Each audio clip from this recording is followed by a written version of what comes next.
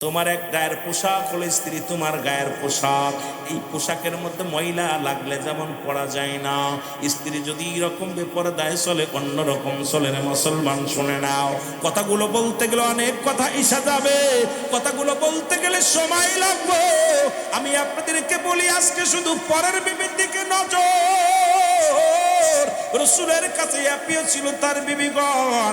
ও মুসলমান শুনে নাও, আমাদের কাছে প্রিয় হলো মুসলমান শালীগণ, আমাদের কাছে প্রিয় হলো মুসলমান অন্যের বিবি। আজকে জিনা ব্যভিচার না এত পরিমাণ বাড়ছে রে যুবক।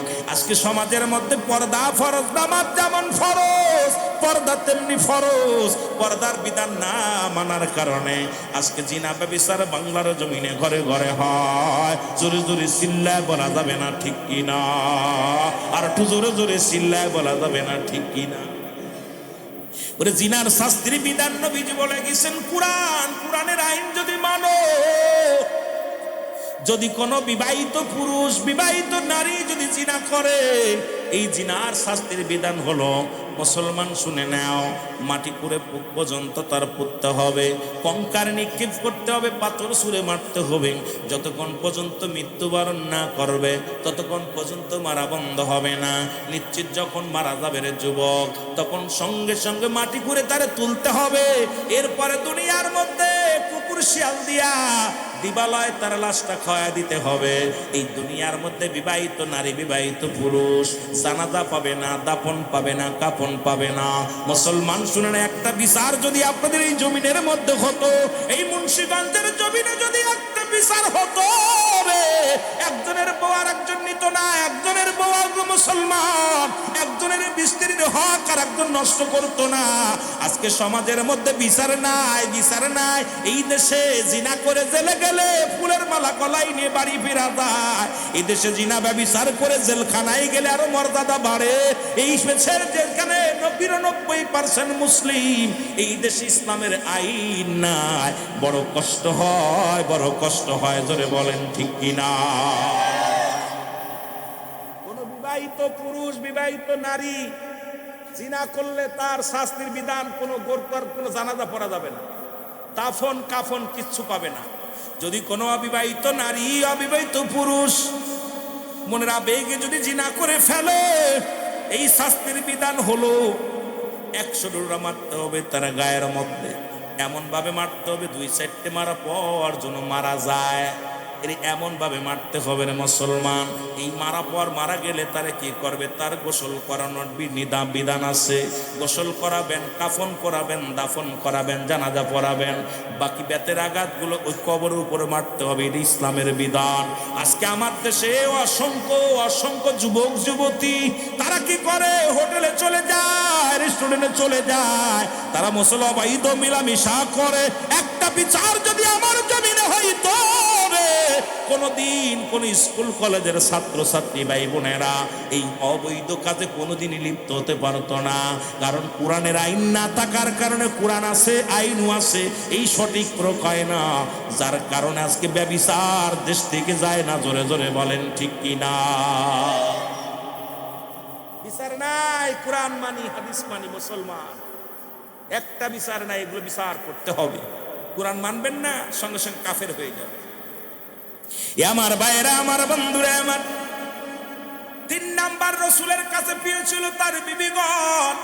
আজ থেকে প্রতিজ্ঞা করবেন, আপনার বিবি কালো হোক, ছোট হোক, এরা হোক আর বেকা হোক, এটা আপনার বিবি আপনার জন্য বৈধ, এটা আপনার জন্য হালাল।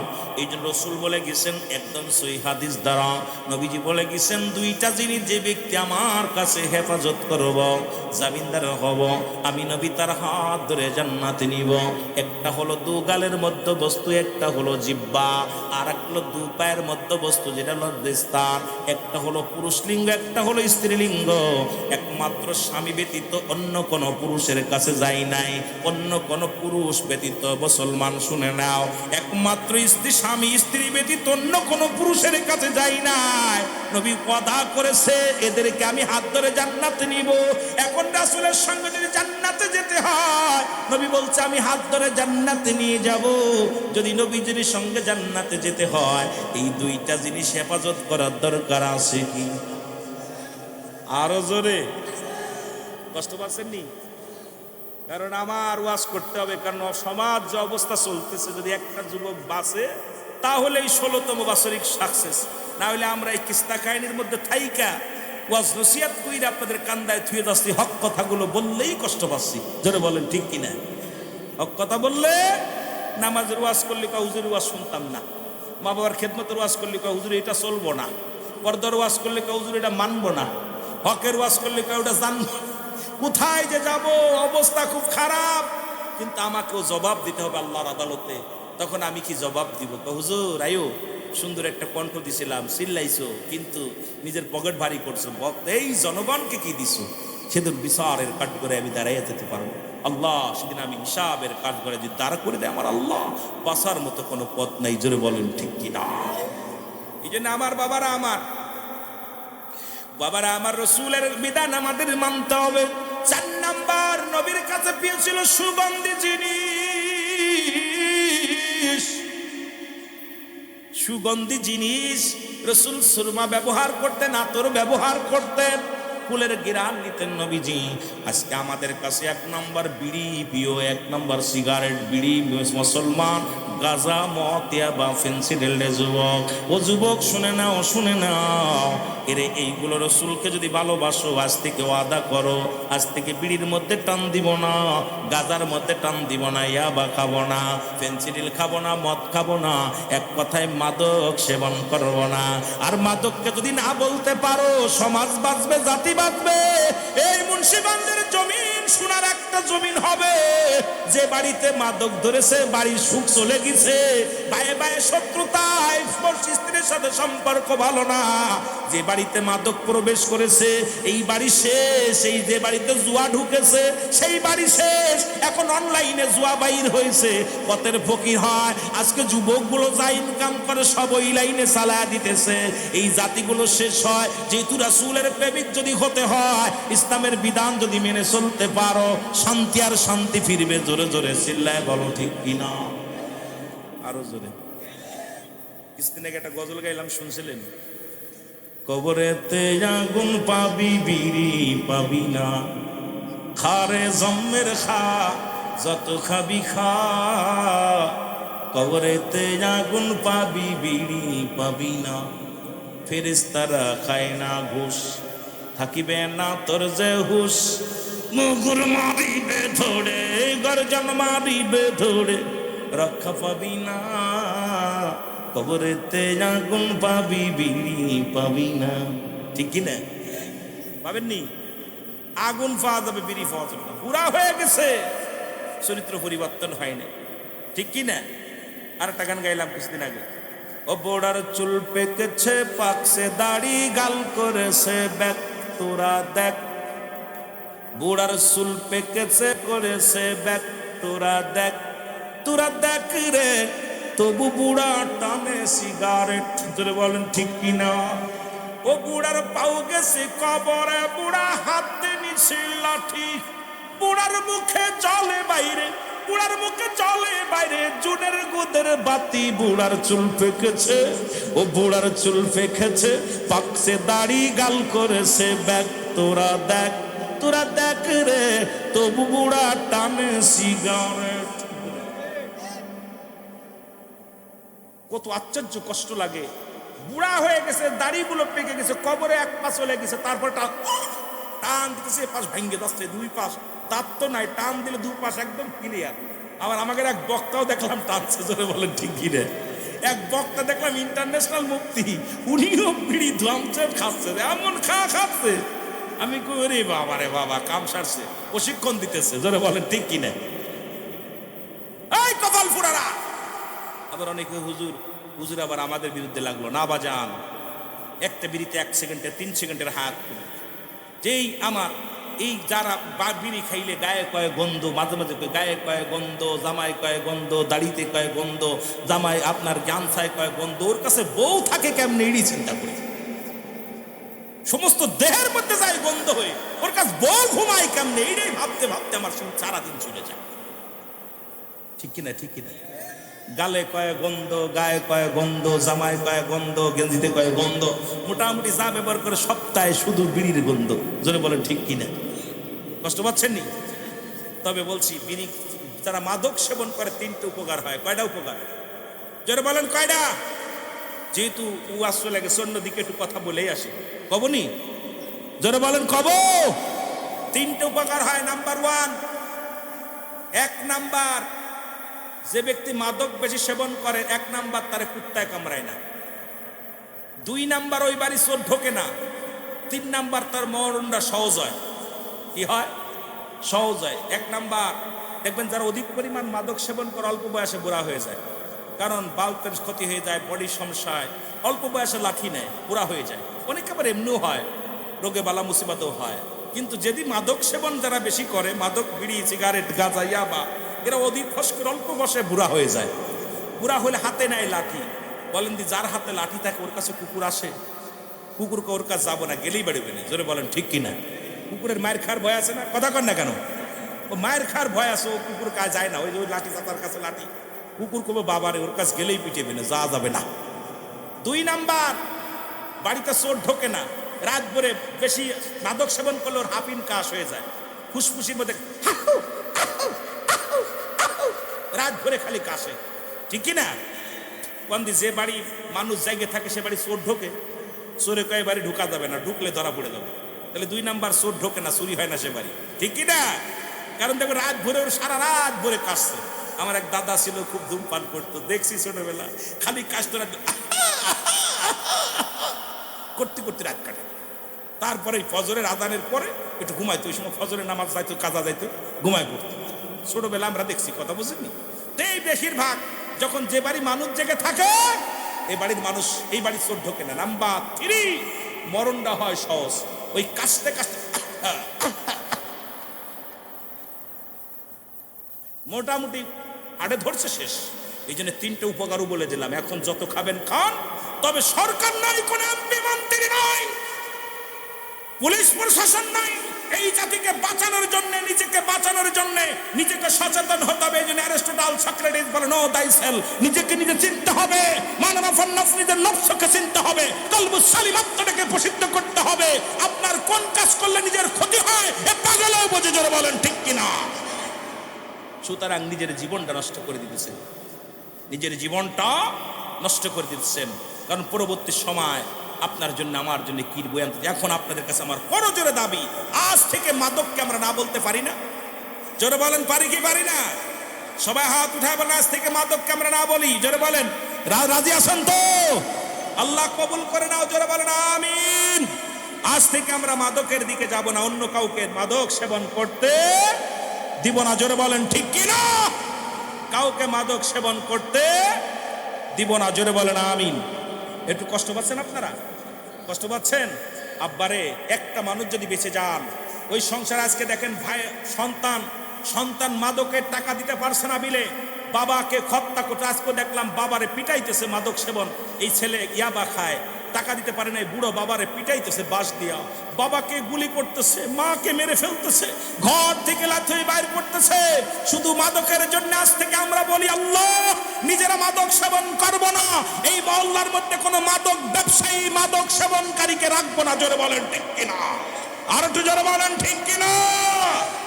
এই প্রতিজ্ঞাটা করেন, তাহলে মাহফিল সাকসেস। তাহলে মাহফিল সাকসেস। আর মাহফিল দিয়ে শুধু খাবেন আর রাখবেন। এই মাহফিল থেকে আমরা শপথ করব, নিজেরা ঘুষ খাবো না, ঘুষ দিব না। নিজেরা জিনা ব্যভিচার করবো না, অন্যকে করতে দিব না। নিজেরা মাদক সেবন করবো না, অন্যকে ব্যবসা করতে দিব না, খাতেও দেব না। কারণ ওই ছেলে আমার আর এক ভাইয়ের নষ্ট করে দিবে। একটা ছেলে যদি মাদক ব্যবসায়ী ঢোকে, মাদক সেবনকারী ঢোকে, আশপাশে আরো 10টাকে নষ্ট করে দিবে। এই জন্য আমাদের সচেতন হওয়ার দরকার আছে কিনা? আরো জোরে বলেন ঠিক কিনা? ওদের পক্ষে লোক বেশি, তাতে কিছু যায় আসে না। ওদের পক্ষে লোক বেশি। দেখেন অনেকেই উঠে, যখনই আমি জিনা ব্যভিচার মাদকের বিরুদ্ধে কথা বলা শুরু করেছি, তখনই দেখেন অনেকেই উঠে টুক করে চলে গেছে। কারণ তাদের ভালো লাগবে না, ভালো লাগবে না। ওদের পক্ষে লোক বেশি, কারণ আমাদের কিচ্ছু যায় আসে না। তবে আজকে মনে করতেন ওর ছেলে, ও তো ওর ছেলে না ভাই, ওটা আমার ছেলে, ওটা এই মাইকটা কার? আমার। এটা আমার চিন্তা না করেন, যাবে, মাইক আলার মাইক কেটে যায়, যাক না ভাই, এটা আমি কথা বলতেছি, আমার আরেক ভাই বলবে, এইটা আমার সম্পদ মনে করতে হবে। সুতরাং এই সমাজের মধ্যে যারা বাস করি, ওর ছেলেরা সবাই আমার ছেলে, ও আমার ভাই, ও আমার বোন, ও আমার ভাই, ও আমার আপনজন, ও নষ্ট হয়ে গেলে আমিও কষ্ট পাবো। এই জন্য আমাদের সবাইকে সচেতন হতে হবে, যারা বলেন ঠিক কিনা। মহব্বতের সঙ্গে দুরূদ শরীফ পড়েন, আল্লাহুম্মা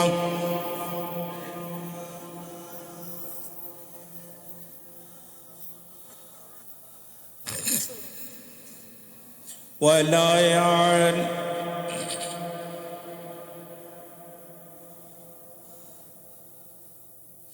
যুবক বন্ধুরা, রাসূল বলছে আমি যখন দাঁড়াইব, আমার পরে দাঁড়াইবে, আমার জায়গা দাঁড়াইবে কে? আমি আমার অবর্তমানে থাকবে হযরত আল্লাহ তাআলা। যখন আবু বকর দাঁড়াইব রে, এর আবু বকর যখন থাকবে না, থাকবে হযরত উমর ফারুক রাদিয়াল্লাহু তাআলা।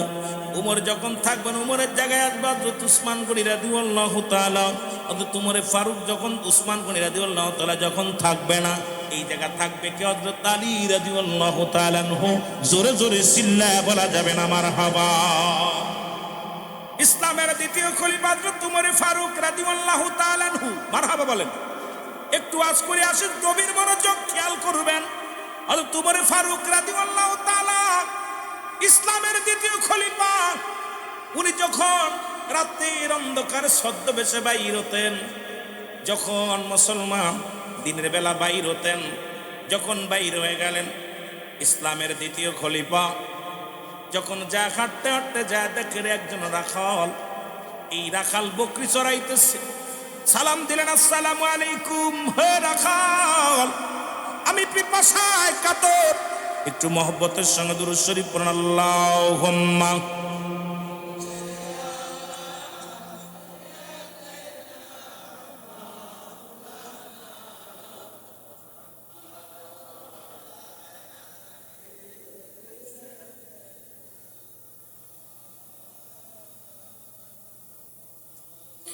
রাখালকে সালাম দিয়ে হযরত উমর ফারুক ডাকতে বলে, রাখাল, সারাদিন আমি মোর প্রান্তরে রওনা হলাম,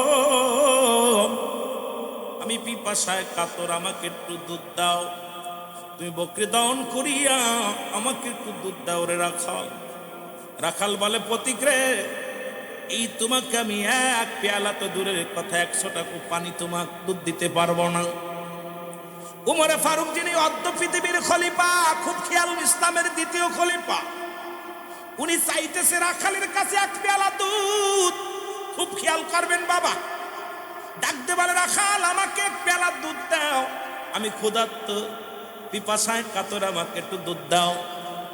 রাখাল বলে, পথিক রে, তুমি আমার কাছে দুধ চাইলাম, এই বকরির 100টা দুধ আমি তোমাকে দিতে পারবো না। বলে, কেন? বলে, কেন? তুমি শোনো, এই বকরিগুলো আমার না, আমি শুধু একটা রাখাল। এই বকরির মালিকের বাড়ি আমার এখান থেকে আরো 30 কিলো দূরে। সুতরাং তোমার যদি দুধ খাইতে হয়, তাহলে মালিকের হুকুম নিয়ে আসো, কারণ আমি চুরি করে দুধ তোমার দিতে পারবো না। হযরত উমর ফারুক ডাকতে বলেন, আমি খুব ক্ষুধার্ত অবস্থায় পিপাসায় আছি, আমাকে একটু দুধ দাও। তখন সঙ্গে সঙ্গে রাখাল রাগান্বিত হয়ে ডাকতে বলে, পথিক রে, তোমার কি কানে কথা যায় না? তোমার এক পেয়ালা তো দূরের কথা, 100টা দুধ আমি দিতে পারবো না। কারণ তুমি কি জানো, এই বকরির মালিক আমি না, সুতরাং মালিকের হুকুম ছাড়া এক পেয়ালা দুধ আমি তোমাকে দিতে পারবো না। দ্বিতীয় হলো, এটা উমরের রাজ্য, উমর পরিচালনা করে, কোরআন দিয়ে পরিচালনা করে। সুতরাং এই রাজ্য হযরত উমরের গুপ্তচর যদি জানতে পারে আমি তোমাকে একটু দুধ দিছি, আমার গর্দান রাখবে না। সুতরাং একে হলো আমার অন্যের জিনিস আমি তার অনুমতি ছাড়া দিতে পারবো না। 2 হলো উমরের রাজ্য, কোনো 2 নাম্বারই চলবে না। তুমি এখান থেকে সরে যাও, তুমি একটা চোর, আমারে এই কথা বুদ্ধি দাও, চুরি করা শেখাও, তুমি এখান থেকে দূর হয়ে যাও। হযরত উমর ফারুক রাদিয়াল্লাহু তাআলা মাথাটা নত করে ডাকতে বলে, আল্লাহ। একজন রাখাল, সাধারণ একজন রাখাল, সে তার মালিকরে কত ভয় পায়, মালিকের হুকুম ছাড়া এক পেয়ালা দুধ দিতে রাজি হয় না। আল্লাহ আর উমরকে এত ভয় পায়, আল্লাহ আমাকে এত ভয় পায়, আমার রাজ্যের এই কোরআনের আইন চালু হয়েছে বলে এটা এত ভয় পায়। ও মুসলমান শুনে নাও, এবার হযরত উমরে ফারুক অনেক অনুনয় বিনয় করলেন, একটু পেয়ালা দুধ দাও। কয় না না, অসম্ভব, আমি দুধ দিতে পারবো না। আর আমার দেশের একটা এমপির পিয়ন, সে কোটি টাকার মালিক হয়ে যায়, আমার দেশের পিয়নের চাকরি করে বড় বড় গাড়ির মালিক হয়, বাড়ির মালিক হয়। আমার দেশের মেম্বারের বাড়ি হয়, আমার দেশে মেম্বাররা ওই 10 কেজি চাউলের লোভ সামলাতে পারে না, মাথার মধ্যে টুপি দিয়া। এই যে মুসলমান এবার ঈদের বাজারে দেখলাম, ঈদের সময় সরকার 10 কেজি করে গরিবরে চাউল দিছে, এর থেকেও 3 কেজি করে চাউল মেরে দিছে। আবার মাথার মধ্যে টুপি আছে, গাল ভরা দাঁড়িয়ে আছে। এই বদমাইশটা গরিবের 3 কেজি চালের লোভ সামলাতে পারে না। সেই দেশে কোরআনের আইন কেমনে চলবে বুঝি আসে না, জোরে বলেন ঠিক কিনা? আইরে চোর, এই চোর সুটটা নিয়ে কেমনে যে কি করবো। আর দেখলাম মাথার মধ্যে টুপি দিয়া মেম্বার এড়াই চাল চুরি করতেছে। এ আমার ভাইয়েরা, আমার বন্ধুরা, আমার গভীর মনোযোগ কথাগুলো খেয়াল করবেন। হযরত উমর ফারুক রাদিয়াল্লাহু তাআলা রাখালকে ফাঁকায় ডাক দিয়া কয়, ভাই এই নাও, শোনো, এইটা 40টা স্বর্ণের মোহর নাও। কি নাও? 40টা স্বর্ণের মোহর নাও। এই মোহর নিয়ে তুমি আমাকে এক পেয়ালা দুধ দাও। তোমার মালিকও দেখছেন, উমরের গুপ্তচরও দেখছেন, বিনিময়ে তুমি একটু মধ্য পাইতেছ, তোমার লাভ হবে, এক পেয়ালা দুধ দাও। সঙ্গে সঙ্গে রাখাল ডাকতে বলে, প্রতিক্রে তুমি তো শুধু চোর নয়, তুমি একটা মুনাফিক। তুমি কি জানো না, আজকে তোমার হযরত উমর ফারুকের গোয়েন্দা দেখছে না, আমার মালিক দেখছে না। তুমি কি জানো না, আমার মালিকেরও মালিক, উমরেরও মালিক, আমারও মালিক, আমার আল্লাহ আমাকে দেখছে। জোরে বলেন মারহাবা। ডাক দেবো এই প্রতীক, উমর তো ছদ্মবেশে আসছে। উমরের গায়ে 22টা তালি, কাপড়ের ভিতরে 22টা তালি যুক্ত কাপড় গায়ে দিয়ে একজন প্রধানমন্ত্রী, দেশের দেশনায়ক, যিনি খলিফা, 22 তালি যুক্ত কাপড় গায়ে দিয়ে ছদ্মবেশে মহল্লার মধ্যে যায় দেখতেছে। কইতে, এই প্রতীক, তুমি আমারে মিথ্যা কথা বলা শিখাচ্ছ, মুনাফিকি শিখাচ্ছ, তুমি মুনাফিক। তুমি কি জানো না, আজকে উমরের লোক না দেখলো, আমার মালিক না দেখলো, আমার আল্লাহ দেখছে। সুতরাং তুমি আমার চুরি করতে বলো, তুমি তো একটা চোর। যাও। উমরকে ধমক দিলেন। উমর চিন্তা করে, আল্লাহ, আমি যে রাস্তা দিয়ে যাই সেই রাস্তায় মাস্টার ইবলিস পর্যন্ত প্রবেশ করতে ভয় পায়। আর আমি উমরকে সাধারণ একজন রাখালে ধমক দেয়। ধমক খায় রাখা হযরত উমর ফারুক জমিনের মধ্যে বয়া পড়েন, মাথার নত করে বয়ে বলেন। বয়া ডাকতে বলে, রাখাল রে, আমি তো রেজি গায়, তুমি যে আমার মুনাফিক বললা, চোর বললা, মেনে নিলাম, চোর কইলাম, মেনে নিলাম, কিন্তু তুমি আমার মুনাফিক বললা কিসের কারণে? আমি বুঝলাম না, তুমি আমার মুনাফিক বলে গালি দিলাম। বলের প্রতীক রে, তুমি কি জানো না, তোমার কি অন্তরের ভিতরে আমার আল্লাহর ভয় নাই? দেখছি তোমার তো একটা বুজুর্গ মানুষ দেখা যায়, মুসলমান মনে হয় দেখলে, কিন্তু তোমার আল্লাহর ভয় নাই। তুমি কি ইসলামের বিধান বোঝো নাই? পরের জিনিস আমি না বলে কেমনে দিই? আর গোপনে যদি আমি ঘুষ নিয়ে এটা যদি তোমারে দিই, এটা আমার সবচেয়ে আমানতের খেয়ানত হবে। আমি আল্লাহর আদালতে কেমনে জবাব দিব? আমার আল্লাহ ছাড়বে না। হয়তো তোমার রাজ্য থেকে ছাড়া পাইলাম, হয়তো আমার মালিকের চক্ষু ফাঁকি দিলাম, আমার রব্বে কারিমের চোখ কেমনে ফাঁকি দিব? তুমি কি প্রতীক বোঝো না, আমি সেই রব্বে কারিমের দরবারে কি জবাব দিব? এইবার হযরত উমর ফারুক নিজের মা সান্ত্বনা করে ডাকতে বলে, রাখা, সারা জীবন তুমি শুধু মেষ চড়াইলা, বকরি চড়াইলা, তোমার কি জীবনে কোনো চা নাই? বলে, আমার 2টা চা আছে, 2টা আশা আছে। কয়টা আশা? 2টা আশা। হযরত উমর ফারুক বলে, কি আশা? বলে, একটা আশা হলো আল্লাহ যেন আমার ইমানের সাথে মৃত্যু দেয়, আর যেন মরণের পর আল্লাহ আমার একটা জান্নাত দেয়। জীবনে আমি রাখাল কিচ্ছু চাই না।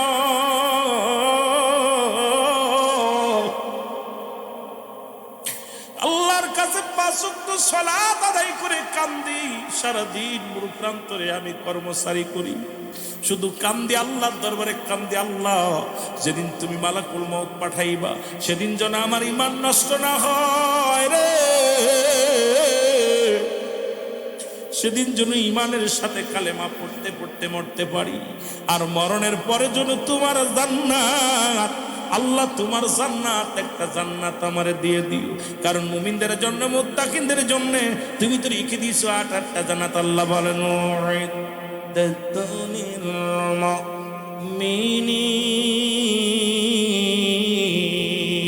আল্লাহ বলে মুমিন মুত্তাকিনদের জন্য আমি প্রস্তুতি করে রাখছি 8টা জান্নাত।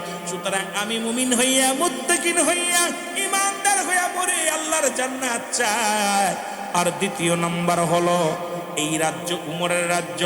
আমার জীবনে একটা শখ আছে, খলিফা হযরত উমর ফারুক রাদিয়াল্লাহু তাআলা আনহুকে আমি এই চামড়ার চোখ দিয়া প্রাণ ভরে দেখব। জোরে বলেন মারহাবা। উমরের সামনে দাঁড়াই বলতেছে আমার জীবনে বড় শখ, একটা হলো ইমানের সঙ্গে মৃত্যু জান্নাত, আর একটা হলো খলিফা হযরত উমরকে আমার দুনয়ন ভরে দেখা। চিন্তা করছেন, হযরত উমর তো চেনে না। খলিফা হযরত উমর ফারুক হাত উঠায় দিছে আল্লাহর দরবারে। একটু আগে যেমন দোয়া করেছে আমার আগের বক্তা আদম আলাইহিস সালামের দোয়াটা আপনাদের শিখায়। আল্লাহ বলেন, আল্লাহর কাছে আল্লাহ শিখিয়ে দেয়। আদম বলে রব্বানা জালামনা আনফুসানা ওয়া ইল্লাম তাগফির লানা ওয়া তারহামনা লানাকুনান্না মিনাল খাসিরিন। আল্লাহ আদম বলে রব্বানা, আমার রব, জালামনা, আমি জালিমদের অন্তর্ভুক্ত হয়ে গেছি।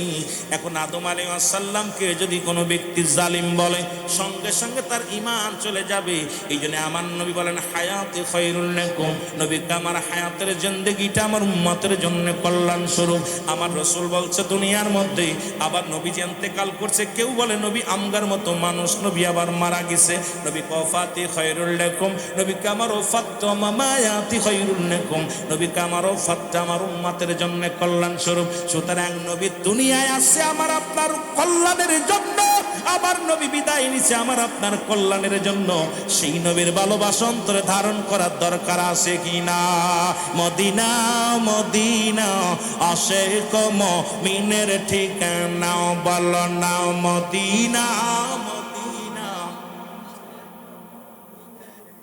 আয় হায় দিদার চেয়ে কাঁদো তোমরা, দিদার চেয়ে কাঁদো তোমরা, হও না নবীর দিওয়ানা মদিনা। আর জোরে জোরে বলো আশিক মুমিনের ঠিকানা, বলো না মদিনা।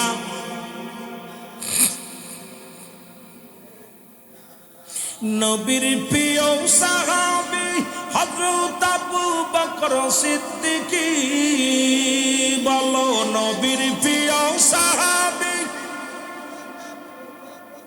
অগ ভালোবাসা শুইল পাশে, ভালোবাসা শুইল পাশে, যায় আসে তাই দেখো না মদিনা। একটু জোরে জোরে চিল্লায় বলা যাবে না, বলো মদিনা মদিনা। আয় হায় দিদার ছেড়ে কাঁদো তোমরা, দিদার ছেড়ে কাঁদো তোমরা, হও না নবীর দিওয়ানা মদিনা।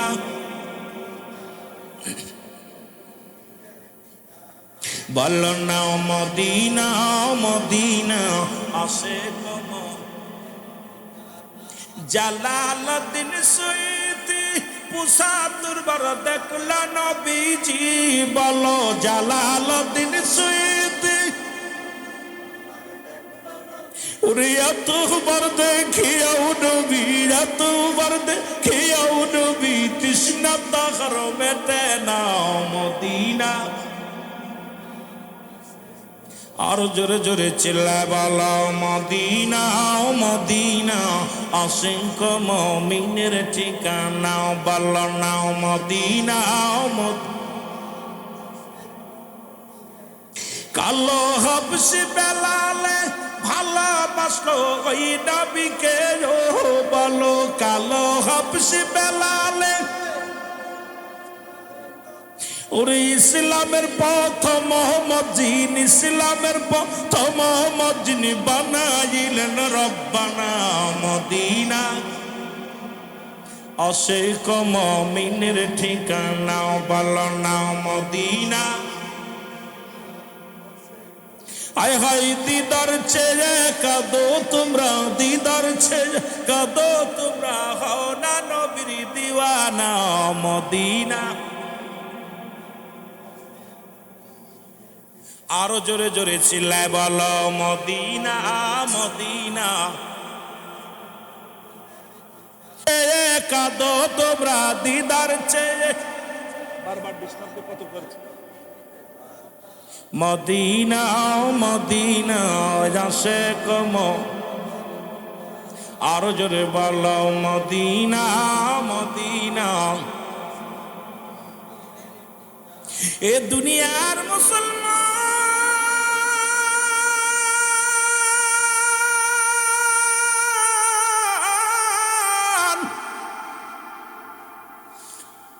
আমার দুনিয়ার মুসলমান শোনো, নবীজির সাহাবী ইসলামের দ্বিতীয় খলিফা হযরত উমর ফারুক হাত উঠে ডাকতে বলে রব্বে কারীম,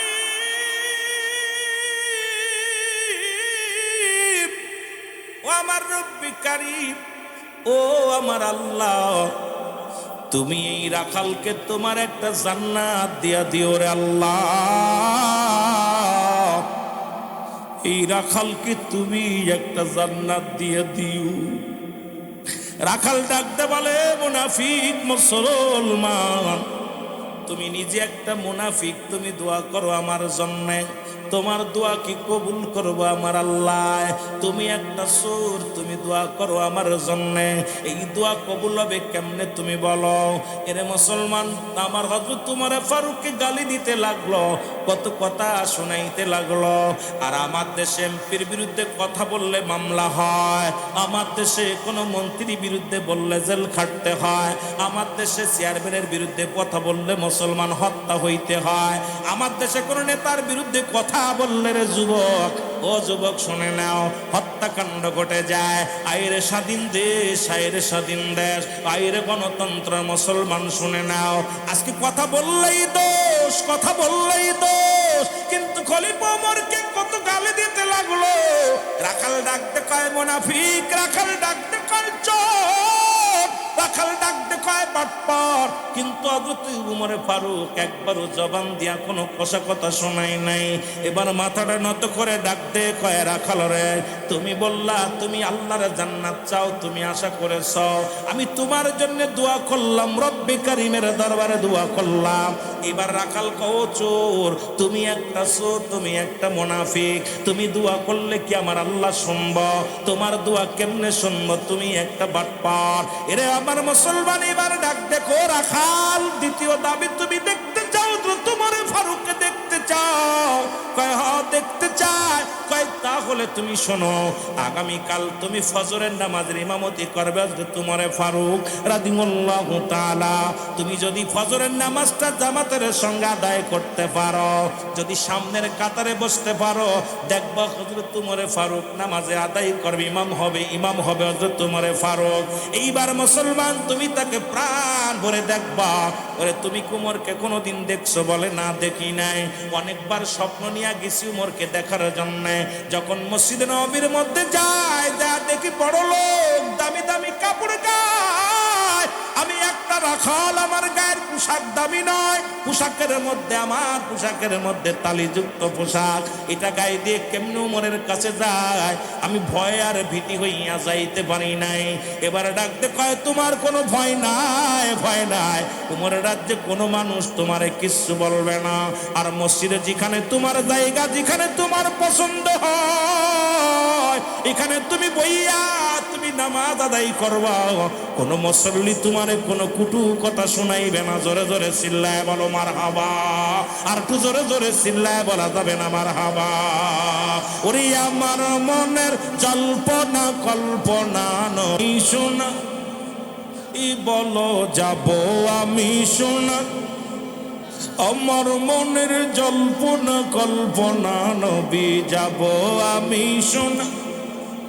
এর নবীর প্রেমে এত জাদু, ডাকিলে মনে হয় মধু, নবীর প্রেমে এত জাদু, ডাকিলে মনে হয় মধু, এই মধু কোথাও মেলে না, বলো এই মধু না গো যাব আমি সোনা, ই বলো যাব আমি সোনা, আমার মনের জল্পনা কল্পনা নবী যাব আমি। এর মুসলমান তো তোমার বলিয়া রওনা হয়ে গেছে রে, রাখাল বাড়ি যাইয়া মাগরিবের নামাজ আদায় করে কান্দে যায় নামাজে বইয়া। রব্বুল আলামিন এই প্রতীকটারে কত দেরি কথা শুনাইলাম, একটা প্রতিবাদ করে নাই। আর এই লোকটা ইতিপূর্বে কখনো আমি দেখি নাই, এই লোকটার তো কোনোদিন মনোপ্রান্তরে দেখি নাই। নামাজটা পড়িয়া কান্দার বলে আমার আল্লাহ, আমার বুঝি লোকটারে বেশি কথা শোনানো ভালো হয় নাই। ও রব্বুল আলামিন, যদিও সে মুনাফিক হোক, যদিও সে চোর হোক, আমার সঙ্গে তো খারাপ ব্যবহার করে না, আমি কেন তারে গালি দিলাম, আমি তারে কেন মন্দ বললাম? ওর অনুশোচনায় যায় না, আমাদের মধ্যে বয়া চোখের পানি ছেড়ে কান্দে, আমাদের ভিতরে কোনো অনুশোচনা নাই। কত বাইরে কষ্ট দিই, একবার অনুশোচনা হয় না, কত অন্যায় করি অনুশোচনা হয় না। এবার রাখাল বইয়া বয়া মুসলমান ঈশান নামাজ পর্যন্ত বয়া রইলেন। ঈশান নামাজটা পড়িয়া রাখাল চিন্তা করে রে, এই লোকটা যখন কথা বলল, কথার মধ্যে কেন যেন মায়াবী মায়াবী ভাব লাগলো। বলেও হতে পারে যাব আমি আজকে, আমি যাব উমরের সঙ্গে দেখা করার জন্য। খলিফা উমরের সঙ্গে দেখা করার জন্য রওনা হয়ে গেল। এই বাগদাদ শহর থেকে রওনা হয়ে গেল রে মুসলমান, শুনে নাও। এবার যাইয়া মসজিদে নববীর মধ্যে নামাজ আদায় করব রে যুবক, শুনে নাও। মসজিদে নববীর মধ্যে যাইয়া যখন রাত্রি যখন গভীর হয়ে গেল, এই মসজিদের দরজা খোলা, সবাই তাহাজ্জুদের নামাজ পড়ে। রাখাল যা ডাকের একটা লোক ওই মেম্বারের কাছে, যেখানে ইমাম দাঁড়াইবে পাশে একটা লোক দাঁড়ায়া দাঁড়ায় নামাজ পড়ে। এইবার তার কাছে যা বসলেন আর চিন্তা করে এত রাত্রে কিসের নামাজ পড়ে। নামাজটা শেষ করার পর সালাম দিলেন, আসসালামু আলাইকুম ভাই। ওয়ালাইকুম আসসালাম, কে গো তুমি? বলে আমার নাম হযরত উসমান গনি রাদিয়াল্লাহু তাআলা। বলে আপনি এখানে আসছেন থাকতে? বলে ভাই তোমার বাড়ি কয়? আমার বাড়ি পার্শ্ববর্তী এলাকায়, পাশের বাড়ি গ্রামে আমার বাড়ি। ও ভাই আগে বলো আজকের ইমামতি কে করবে গো? বলে এখানে তো তুমি কি জানো না, তুমি কি নতুন নামাজ পড়তে আইছো? বলে না, ইতিপূর্বে আরো কয়েকবার এসেছিলাম, কিন্তু আমার সৌভাগ্য হয় না ইমামকে দেখা। ওরে হযরতে আবু বকর উসমান গনি রাদিয়াল্লাহু তাআলা ডাকতে কয়, ভাই এরে আজকের ইশা ফাত মাগরিবের নামাজ মুসলমান গো, ওই না ফজরের নামাজের ইমামতি করবে খলিফা হযরত উমর ফারুক রাদিয়াল্লাহু তাআলা। আমার দেশে যেহেতু 92% মুসলমান, এই 92% মুসলমানদের মধ্যে আজকে এমপি সাহেব, অনেক এমপি আছে মুসলমান জানাজার নিয়ত জানে না, অনেক এমপি আছে 5টা কালেমা পড়তে পারে না, অনেক মন্ত্রী আছে এখনো সূরা কিরাত তারা জানে না রে মুসলমান, সূরা ফাতিহা ঠিক মতো পড়তে পারে না। কেমনে আবার দরবার চালাইব, কেমনে রাষ্ট্র চালাইব? এমনও চেয়ারম্যান আছে ইউনিয়নের, দাঁড়ায়া প্রস্তাব করে বইয়া করতে পারে না। এমনও মেম্বার আছে সমাজের মধ্যে যুবক, এর আমাদের নিয়ম কারণ কিছু জানে না, শরীয়তের বিধান হারাম হালাল বোঝে না। হয়তো অনেকে কষ্ট পাইতে পারেন কথাগুলো শুনলে। আজকে মুসলমান শোনো, আজকে ডিগ্রি অর্জন করছে বিদেশে যাইয়া, ছোট্টবেলা শুনতাম মানুষের মতো মানুষ হইতে হবে, বাবাই বলতো মানুষের মতো মানুষ হইতে হবে, উস্তাদ বলতো মানুষের মতো মানুষ হইতে হবে। আমি চিন্তা করতাম মানুষ তো, আমি তো মানুষ, অমানুষ তো নয়। এখন বুঝি কেন বলতো? আজকে বিদেশে যাইয়া ডিগ্রি আইনিয়া, ডিগ্রি লইয়া যারা মুসলমান, ঘুষ ছাড়া যাদের কলম চলে না, যারা চেয়ারের মধ্যে বইয়া যারা ঘুষ খায়, এই মানুষটা মানুষ হতে পারে না, অমানুষ। জোরে বলেন ঠিক কিনা? বড় বড় ডিগ্রি লাগাইয়া নামের সাথে কি লাভ? ও যুবক, বিদেশ থেকে ডিগ্রি লইয়া ডক্টর হইয়া, এমবিবিএস ডাক্তার ডাক্তার হইয়া চেম্বারে বইয়া, ও মুসলমান শুনে নাও, টাকার জন্য যারা অপারেশন থিয়েটারে যায় না, এ মনে রাখবেন এই সমস্ত ডাক্তারগুলো মানুষ হতে পারে নাই, এরা অমানুষ। সুতরাং এই মানুষগুলো ছোট্টবেলা শুনেছিলাম মানুষের মতো মানুষ হতে হবে। এখন মিলা দেখেছি বাংলাদেশের মানুষগুলোর মুসলমান, আজকে তেল পাওয়া যায় না, ডিজেল পাওয়া যায় না, পেট্রোল পাওয়া যায় না। অভাব নাই আমার দেশে, অভাব নাই আমার দেশে। কৃষক দুর্নীতিবাজ নয় আমার দেশে, মুসলমান শুনে নাও, আমার দেশে কৃষক দুর্নীতিবাজ নয়, আমার দেশে ধান চালক দুর্নীতিবাজ নয়, আমার দেশে দিন মজুরি মানুষেরা দিন, মুসলমান কোথায় তারা দিন এই রকম দুর্নীতিবাজ নয়। আমার দেশে দুর্নীতিবাজ হলো এই বড় বড় ডিগ্রিধারী সিয়ার দখলদারী মানুষেরা। জোরে বলেন ঠিক কিনা? আর একটু জোরে জোরে চিল্লায় বলা যাবে না ঠিক কিনা? আইরে ধনী, আইরে ধনী, বড় লোকের রক্ত শুষে খায়, প্রতিবেশীর হক বোঝে না। এই কথাগুলো বলতে গেলে অনেকে কষ্ট পায়। ও সরকার কি করবে আর এমপি কি করবে, আমরা কেন সচেতন হই না? আজকে আমার প্রতিবেশী ধনী বড় লোক যারা আছে রে, গরিবের হক যদি একটু বুঝতো, এই সমাজের মধ্যে এই সমাজের মানুষগুলা তো কষ্ট পাইতো না। অথচ তোমার ফারুকের কত শুই না রাখাল নামাজ পড়ে রে,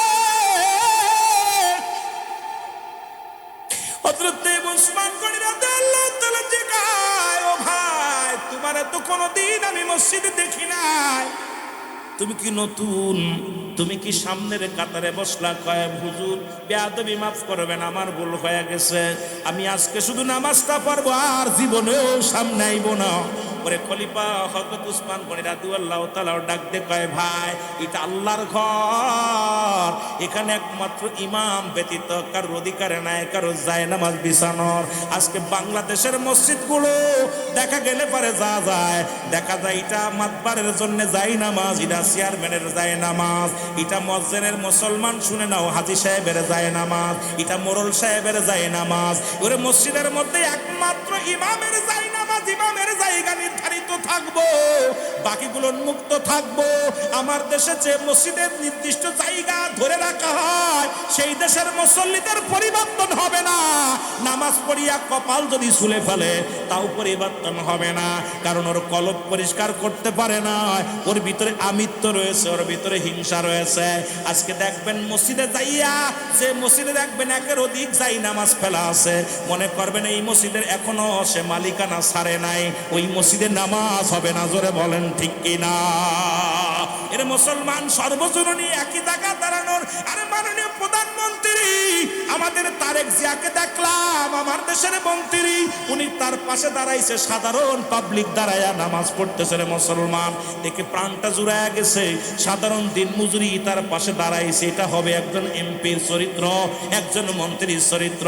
আর যে মসজিদে দেখবেন ইমাম ব্যতীত অন্য কারোর যাই নামাজ ফেলা আছে, মনে করবেন ওই মসজিদের মধ্যে এখনো মালিকানা আছে জনগণ, আল্লাহ মালিক হয় নাই। জোরে বলেন ঠিক কিনা? ঠিক কিনা? আমার কোরআনটা জুড়াই গেছে। যে নামাজটা উনি পড়লেন জামাতে দেখলাম, ঈদের জামাতে দেখলাম সর্বসাধারণ সবাই একই কাতারে দাঁড়িয়েছে। কিন্তু আমার দেশে অনেক মসজিদে দেখবেন যায় নামাজ ইমাম ব্যতীত আরো যায় নামাজ ধরা আছে, এগুলো কেউ ঢুকতে দেবে না। যায় নামাজ খালি থাকে, কেউ যায় না সামনে, ওইটিও চেয়ারম্যান বইব, ওইটি মসজিদের সভাপতি সেক্রেটারি বইব। মসজিদ কি তোর বাপের না কি? মসজিদ আল্লাহর ঘর, যে যখন আসবে তখন সে দাঁড়াইবে, একমাত্র ইমামের জায়গা নির্ধারিত থাকবে। জোরে বলেন ঠিক কিনা? এ যুবক মুসলমান শুনে নাও, এবার যখন নামাজের এবার আযান পড়ে গেল, মসজিদে আযান চলতেছে, আল্লাহু আকবার,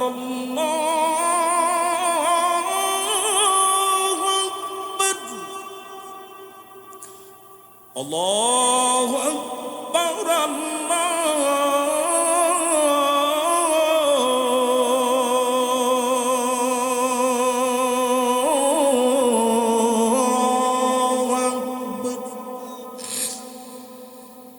আল্লাহ আল্লাহ শুরু করছে, আসসালাতু খায়রুম মিনান নাওম,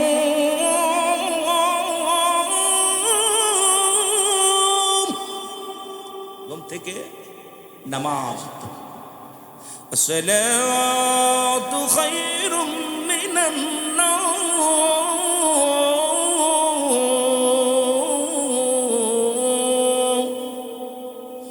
আল্লাহু আকবার, আল্লাহু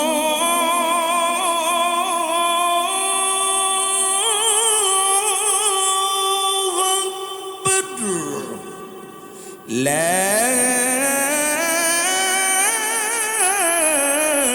ইলাহা ইল্লাল্লাহ।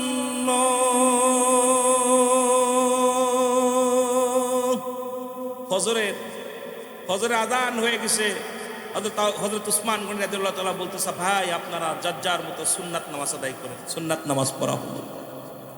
সুন্নাত নামাজ যখন পড়া হয়ে গেল, ফরজের সময় হয়ে গেল, এমন সময় খলিফা হযরত ওমর ফারুক রওনা হয়ে আসিয়া যায় নামাজের পর যখন চলে গেলেন, সবাই উঠে দাঁড়াইলেন নামাজের জন্য। আর ওই রাখাল ডাকতে বলে, আল্লাহু আকবার, আল্লাহু আকবার, আল্লাহু আকবার। 3 বার আল্লাহু আকবার বললেন। মুসল্লিরা বলে, তুমি আল্লাহু আকবার বলো কেন? বলে, কেন বলি? শুনছি হযরত ওমর ফারুক নামাজ আদায় করবে, নামাজ পড়াবে, খলিফা হযরত ওমর ফারুক হবে ইমাম। এখন দেখি একটা চোর, একটা মুনাফিক নামাজ পড়াইব। আল্লাহু আকবার বলেন না। লোকজন কয়, এখনো তো নামাজ শুরু করে নাই, নামাজের ভিতরে কোন সুন্নাত ওয়াজিব যদি ছুটে যায় তাহলে তাকবীর দেবা। তুমি তো এখন নামাজই শুরু করি নাই, কেবল ইমাম সাহেব আসলো। হযরত ওমর ফারুক দেখে বলে, আমার ভাইয়েরা, ও মুসল্লি ভাইয়েরা, নীরবতা পালন করেন। সমাধান আমি দিব, আমি খলিফা ওমর দিব। যেহেতু নামাজের সময় হয়ে গেছে, আপনারা সবাই এখন কি করেন, আদবে বজায় রাখেন, সবাই আদবের জবান বন্ধ রাখেন। নামাজটা শেষ করা হলো। নামাজ শেষ করার পর কিন্তু ওই যে রাখালের মনে মনে চিন্তা, এটা বেটা চোর, এটা মুনাফিক, ওই যে বলার তালে আছে মনে মনে। এবার নামাজ শেষ করার পর খলিফা দাঁড়াইলেন। দাঁড়ায় উপস্থিত মুসল্লিদের উদ্দেশ্য করে বললেন, ভাইয়েরা শোনেন, ওই লোকটা যা বলেছে ঠিক বলেছে, ওই লোকটা কোনো অন্যায় বলে নাই। গতদিনের কাহিনী শোনেন। গতদিন আমি হযরত ওমর ফারুক এই মহল্লা দেখতে গিয়েছিলাম, আমি ছদ্মবেশে। আর ওনার সঙ্গে আমার দেখা হয়, পিপাসায় বড় কাতর হয়ে যায়। আমি যদি বাইরে না যাইতাম, আমি নিজ চোখে দেখে এসেছি রে, কুরআনের আইন কত সুন্দর, হাদিসের আইনগুলো কত সুন্দর। আমি খলিফা হযরত ওমর ফারুক, তাকে কত ভয় পায় মানুষ, আর ওনার ভিতরে তাকওয়া দেখেছি, আল্লাহর ভয়। সুতরাং উনি যেটা বলেছে ওনারটা ঠিক আছে। গতকালকে ছিলাম আমি সাধারণ প্রতীক, আমি আজকে এখন বসেছি, এখন হয়েছি ইমাম। যখন রাজমহলে বসি, আমি যখন রাজ সিংহাসনে বসি, তখন আমি হই তোমাদের খলিফা। সুতরাং শুনে নাও, শুনে নাও, যখন আমি ওই রাজ দরবার যখন চালাই, তখন আমি তোমাদের কি হই, তখন তোমাদের আমি প্রধানমন্ত্রী। আর যখন আমি মেম্বারে যাই, তখন তোমাদের ইমাম, তখন তোমরা আমার মুসল্লি। যখন আমি ছদ্মবেশে বাইরে আসি, তখন আমি সাধারণ একজন প্রতীক। কারণ আমার ভিতর তখন রাজত্ব নাই, তখন আমার ভিতরে ওই চিন্তা নাই।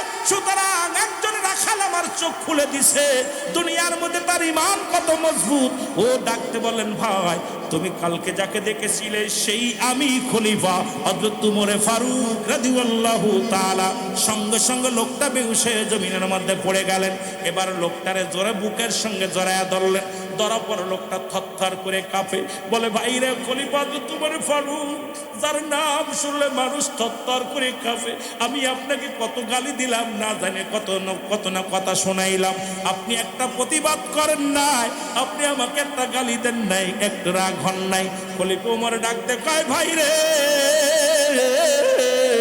আমার রব্বে কারীম এই দুনিয়ার মধ্যে পাঠাইছে আমারে তার গোলামি দাসত্ব করার জন্য। আমার ভিতরে যদি এখনো ফকর থাকে, আমার ভিতরে যদি অহংকার থাকে, আমি রব্বে কারীমের দরবারে কি জবাব দিব? ওই আল্লাহর আদালতে আমি উমর ধরা পড়ে যাব। জোরে জোরে চিল্লায়া বলা যাবে না মারহাবা।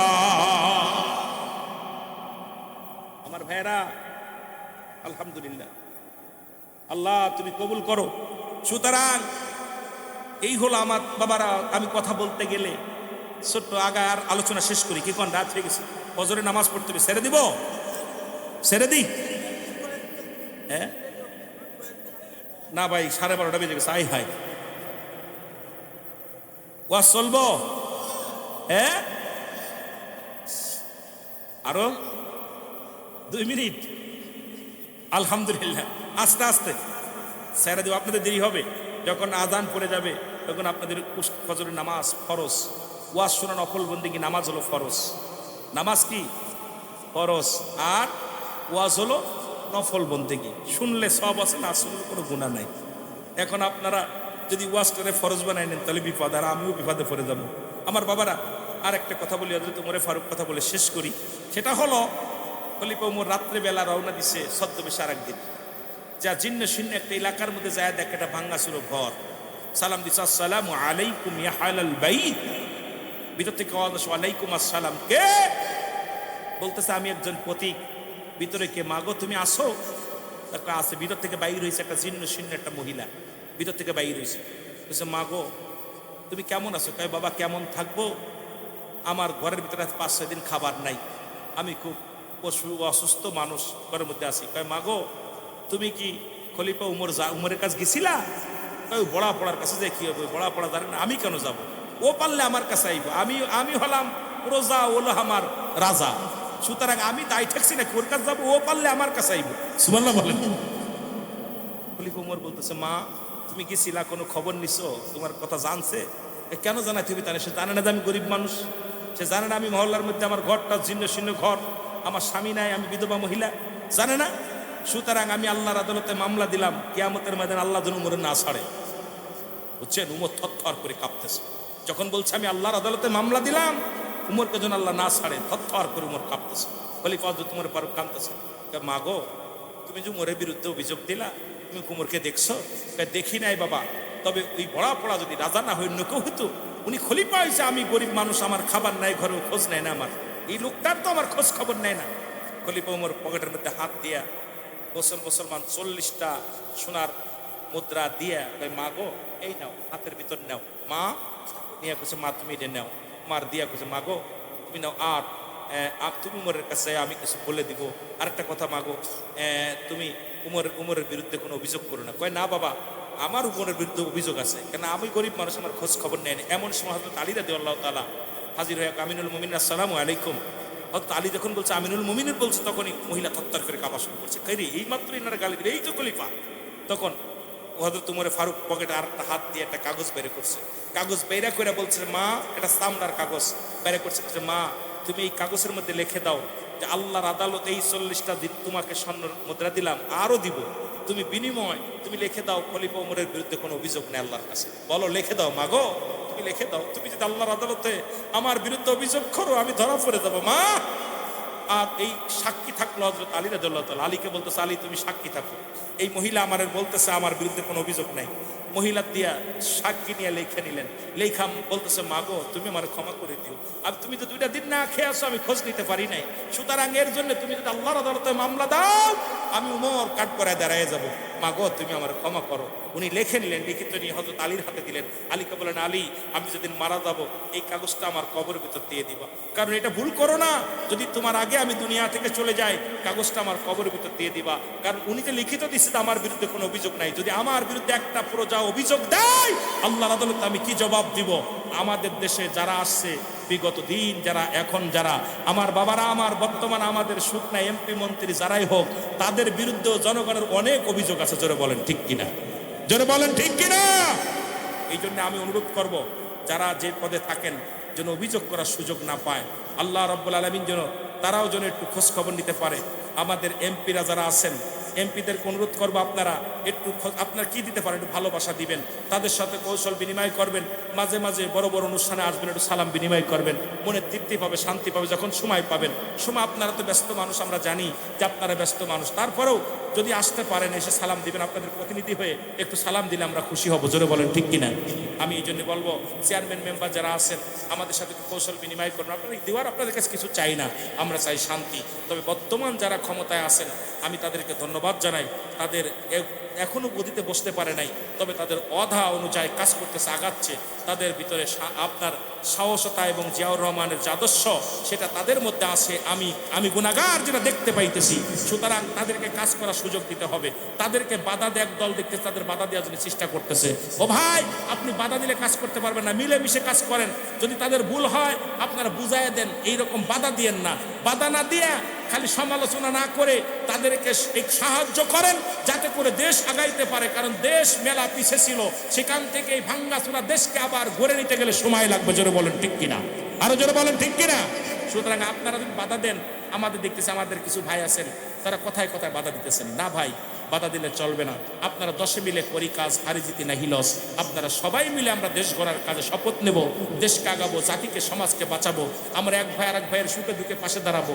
সরকারের আমার দেশ আমারে কি দিল দেখার বিষয় না, আমরা দেশকে কি দিলাম সেটা দেখার বিষয়। আমরা সবাই যদি নিত্য প্রয়োজনীয় জিনিসগুলো যা যেটুক যা লাগবে সেইটুক যদি ব্যবহার করি, আমার দেশে অভাব থাকবে না। কিন্তু যারা বড়লোক আছে তারা যদি আমরা গুদমজাত করে রাখি, তারা যদি আমরা এইরকম যদি আমরা নিজের লাভের জন্য যদি আমরা অধিক মুনাফার লাভের জন্য যদি আমরা চেষ্টা করি, তাহলে গরিবগুলো কষ্ট পাবে, দেশের সুনাম নষ্ট হবে, দেশের সরকারের সুনাম নষ্ট হবে।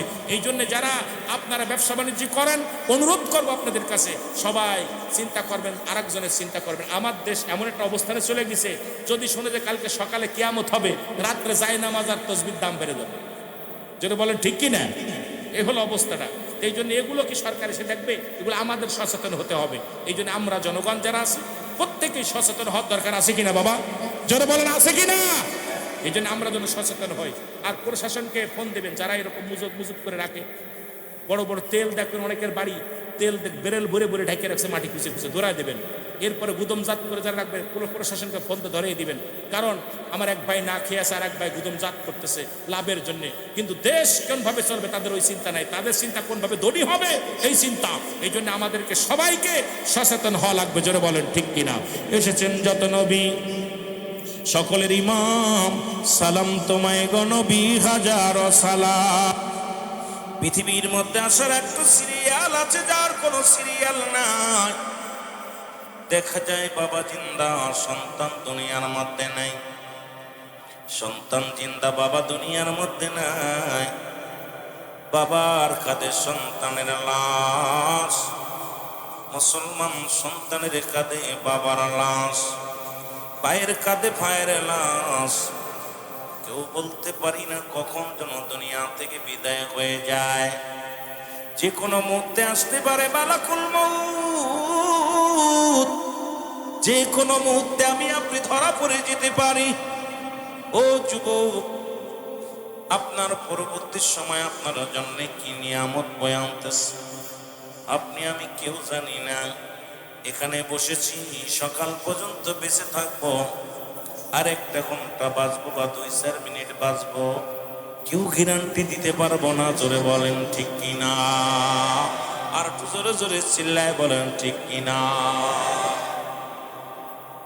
কে জানতো মুসলমান, ও মুসলমান গভীর মনোযোগ, কে জানতো ঈদের আনন্দ কাটাইয়া ঢাকা শহর করার জন্য, চাকরির জন্য, রিজিকের সন্ধানে বাড়ি থেকে রওনা দিয়েছে। পদ্মা সেতু ফেরিঘাটে আইয়া চিরক্ষণ ঘুমায়া গেছে। ও মুসলমান, এমন মৃত্যু দিছে আমার আল্লাহ, 5টা পানির মধ্যে ডুবিয়া। যারা দুনিয়া থেকে বিদায় নিয়ে গেল, মাসুম বাচ্চাগুলো, নিরীহ মানুষগুলো রব্বুল আলামিন নিয়ে গেছে, কখনো তারা ভাবতে পারে নাই।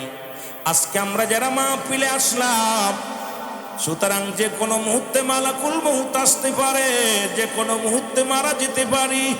ও রব্বুল আলামিন,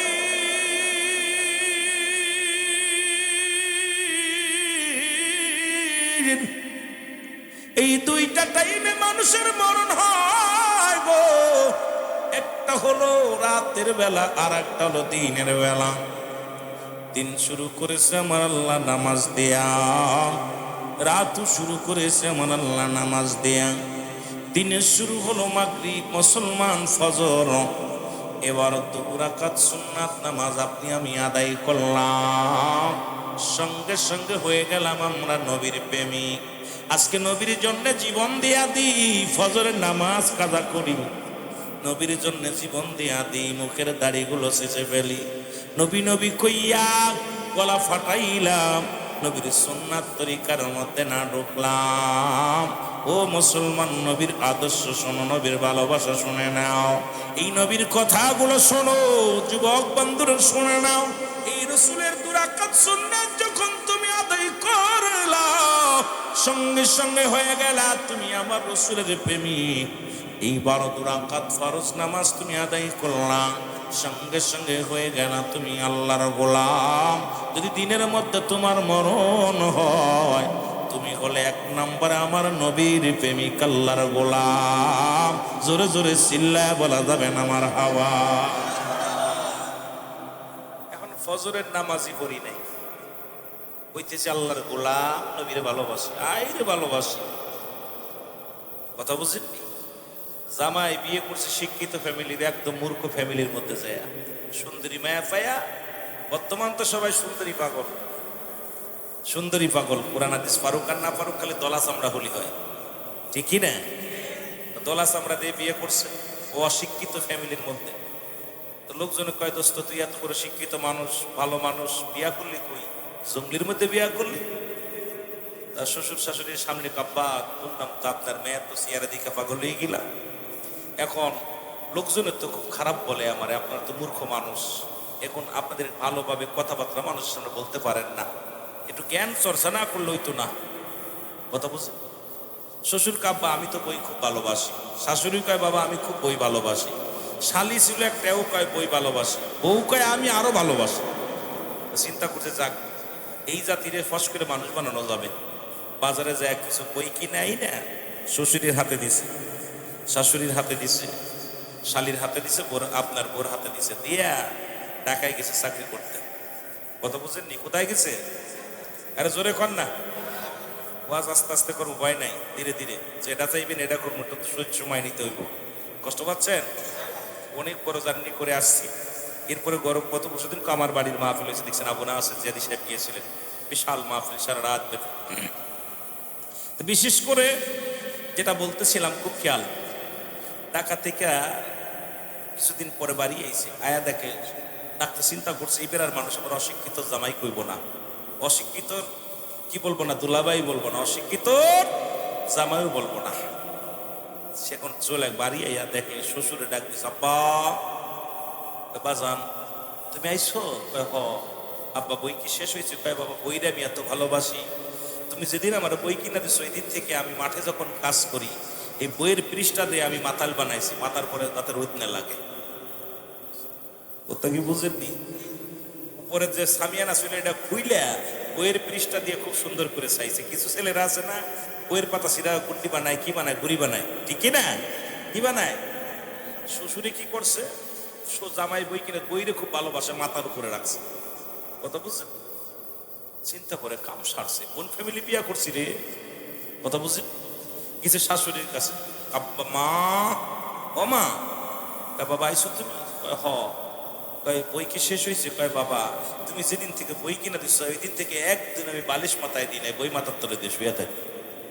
ও তো ওই দিনই রে বা, কোথায় রাখছে? এই জোরে বলেন, কোথায় রাখছে? কি রাখছে? কি রাখছে? ওই জামাই দিছে বইটারে পড়তে, ও এমন না বইরা জীবনে কুইলাও দেখে না, মাথার তলে নিয়ে শুয়েছে, ভালোবাসে, বালিশ ব্যবহার করে নাই। কিছু শালির কাছে চিন্তা করছে, শালি মনে হয় বইটারে খুব ভালোবাসছে রে। কথা বুঝেননি? শালির শালিজি কেমন খবর, বইয়ের কি খবর, পড়ালেখার খবর কি? দুলা ভাই আপনি আমার বই কিনে দিচ্ছেন, এই যে ভ্যানিটি ব্যাগের ভিতরে উঠাইছি আজ পর্যন্ত তার বাইরে করি নাই, খুব ভালোবাসি, জেনে যাই বই কাঁধে করে নিয়ে যাই। আল্লাহ আকবার কইতেননি?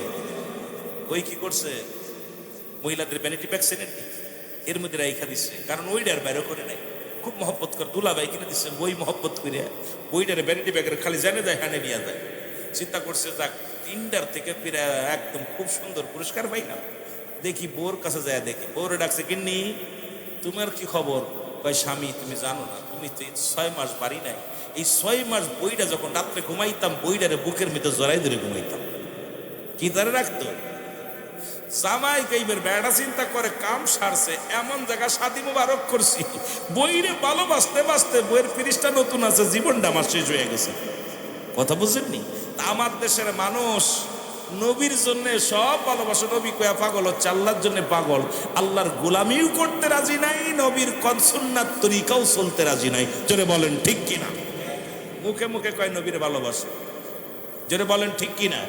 ও যদি নবীরে ভালোবাসে জীবনে কোনোদিন দাড়ির মধ্যে খোল লাগাইতে পারবে না।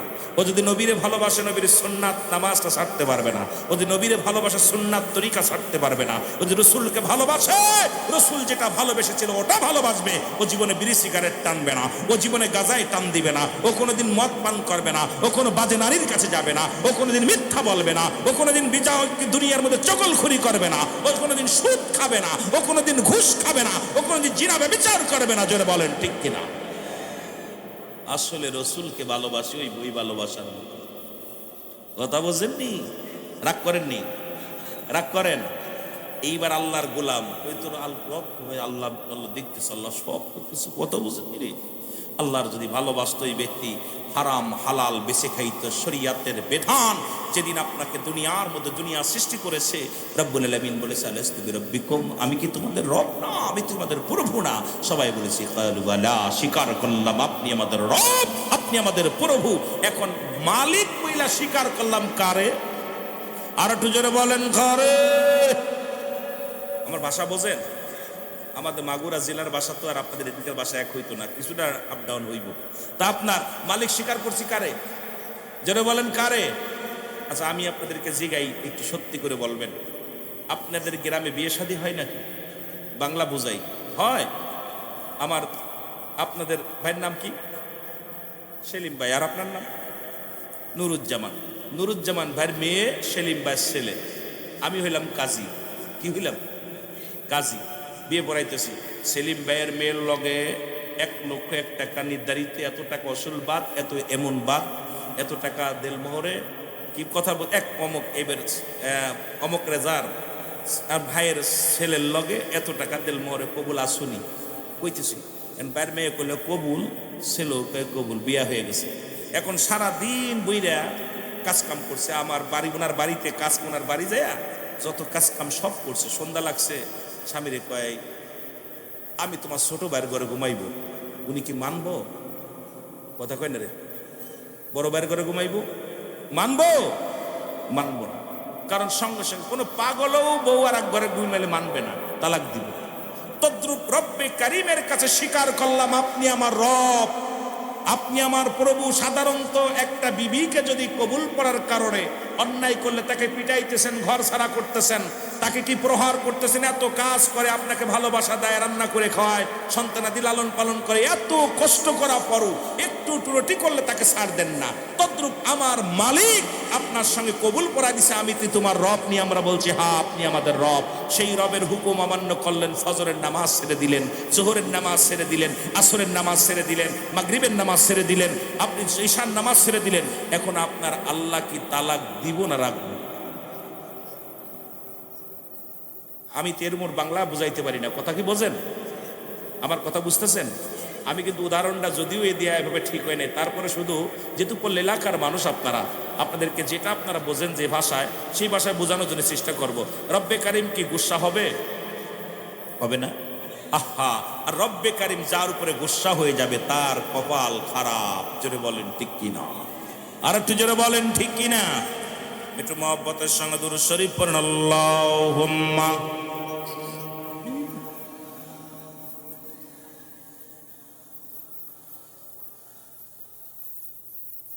ওয়ালা আলি সাইয়্যিদিনা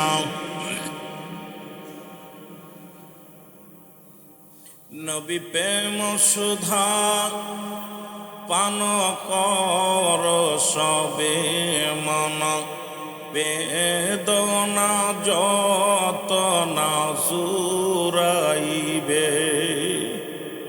নবী প্রেম সুধা পান কর সবে মন, বেদনা যত না জুরাইবে। খোদা তথ্য পাবে, ধর লাভ হবে, নবী পদবিনে ভাব সবই মিশে। আল্লাহুম্মা সাল্লি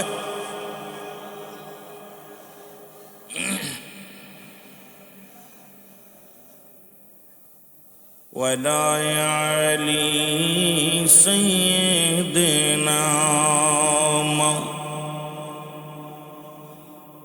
আরো জোরে বলেন আল্লাহুম্মা সাল্লি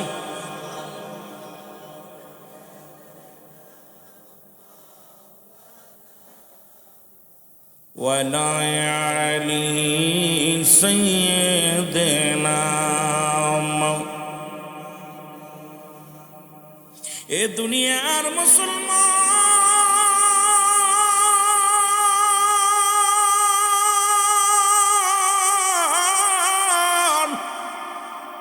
দিলের কান্ডা লাগা শোনো,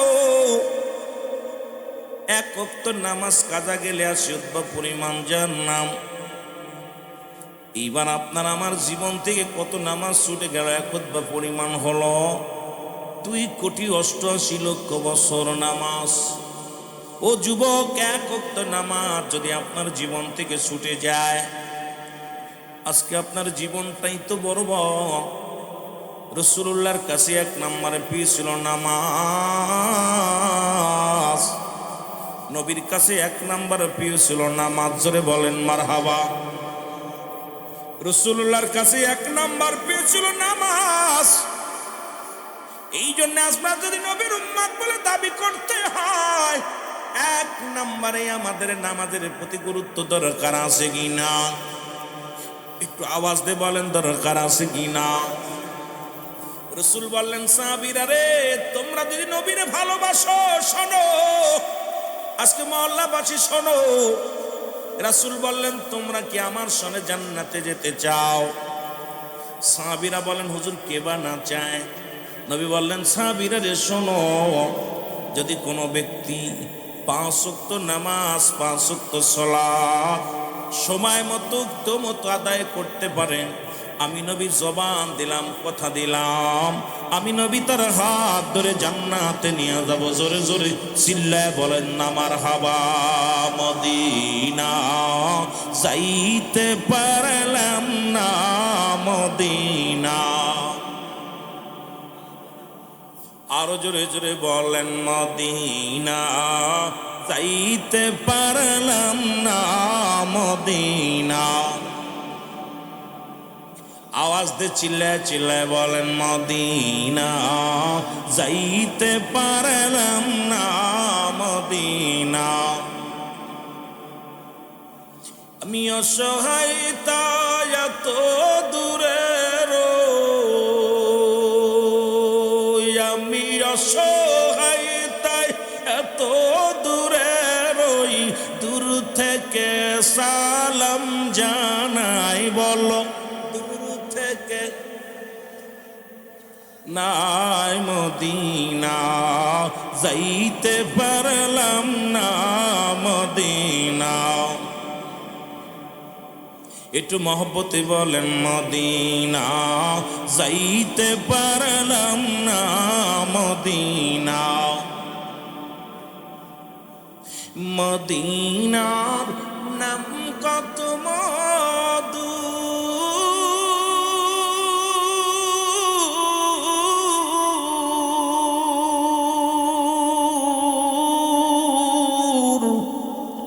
মদিনা অরজে কত দূর,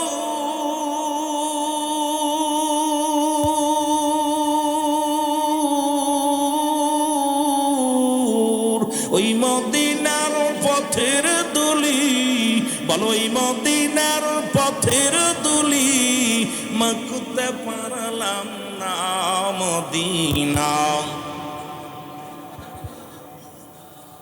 আরে মদিনার পাগলেরা জোরে জোরে বলেন, মদিনা যাইতে পারলাম না, মদিনা। আমি অসহায় তাই এত দূরে রই, আমি অসহায় তাই দূর থেকে সালাম জানাই। বলো, দূর থেকে মদিনা যাইতে পারলাম না, মদিনা। মদিনার নাম কত সুন্দর,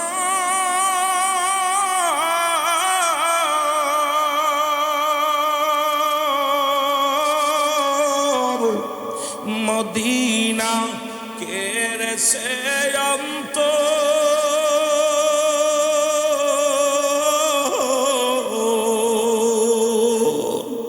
গরিব দুঃখীর সালাম খানি পৌঁছাই দিও মদিনায়। বলো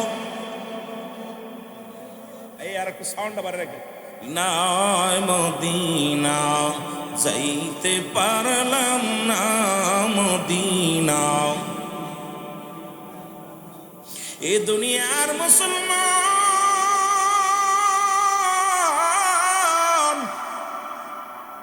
নবীজি বললেন যদি কোনো ব্যক্তি 5 ওয়াক্ত নামাজ 5 ওয়াক্ত সালাত একটু টাচ দিয়ে যায়, তারপরে আলোচনায় যায়, রে যুবকেরা শুনে নাও, সময় মতো জামাতের সঙ্গে বা সময় মতো আদায় করতে পারে, আমি নবী কথা দিলাম রে, ইয়াউমান কিয়ামতের ময়দানে আমি রাসূল তার হাত ধরে জান্নাতে নিয়ে যাব।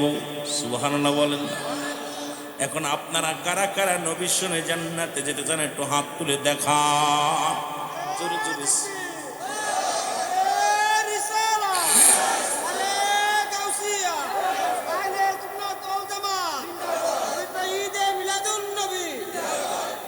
ও যুবক, দিলের কান্ডা লাগা শোনো, নবীর সাহাবী সবচাইতে গরিব সাহাবী, নাম তার আব্দুল্লাহ।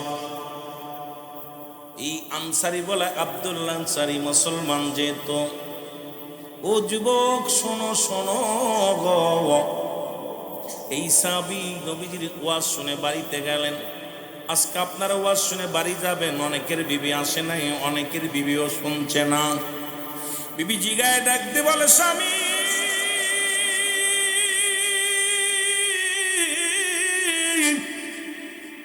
আপনি রাসূলুল্লাহর কদমে গেলেন, নবীজি কি ওয়াজ করছে বলেন গো।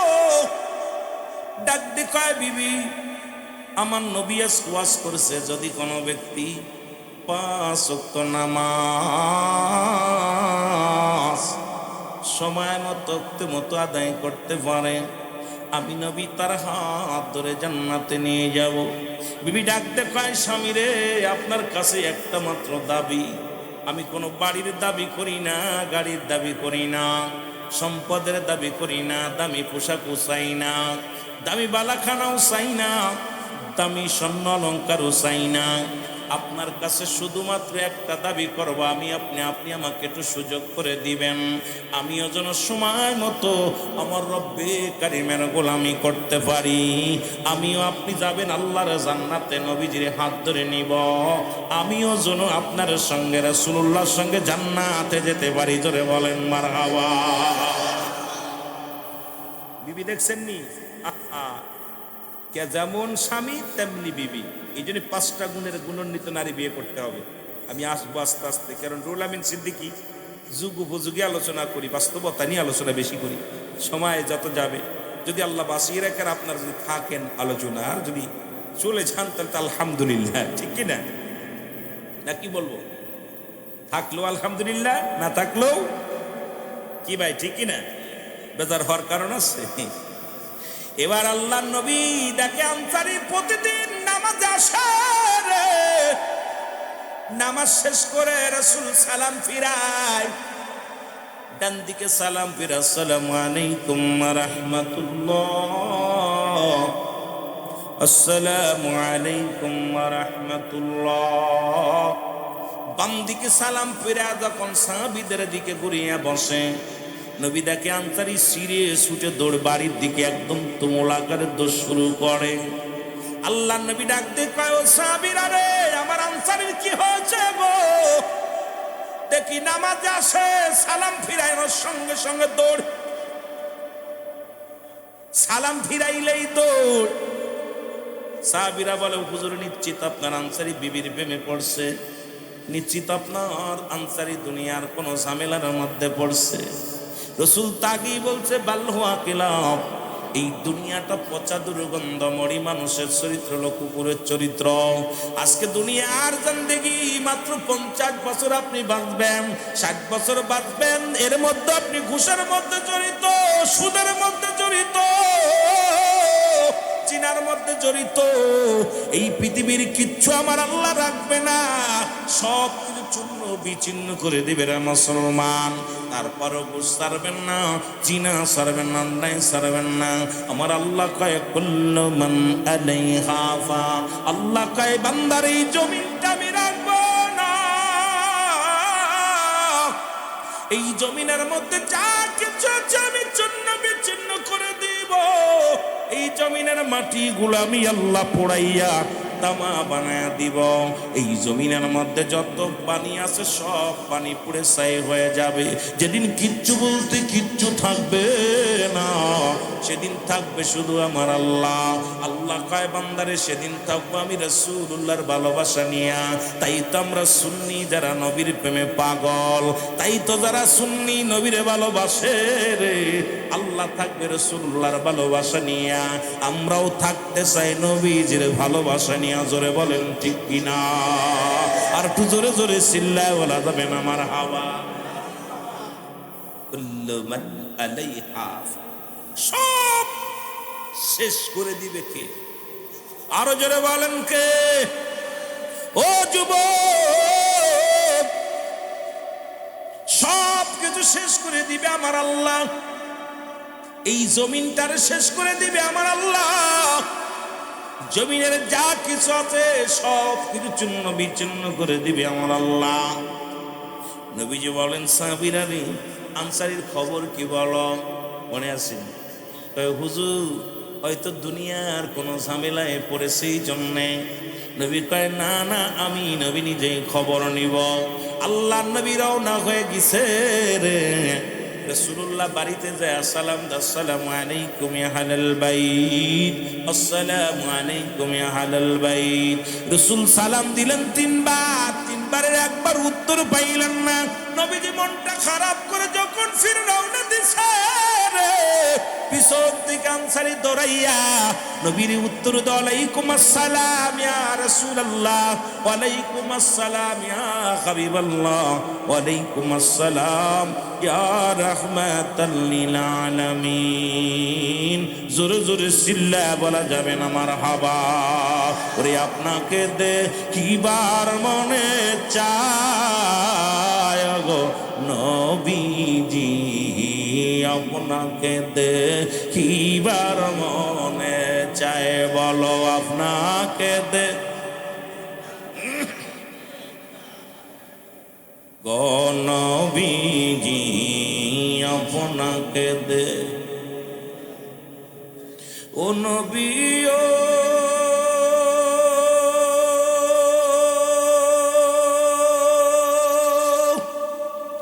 বনের যত পশুগণ পায়া নবীর দুচরণ ভক্তি করত নূর নবীজির পায়।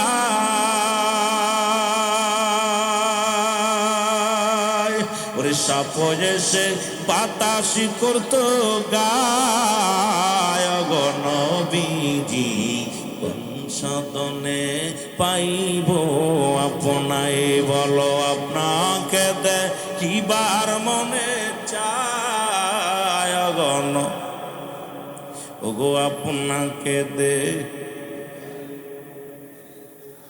উর্বরি ফেরেশতাগণ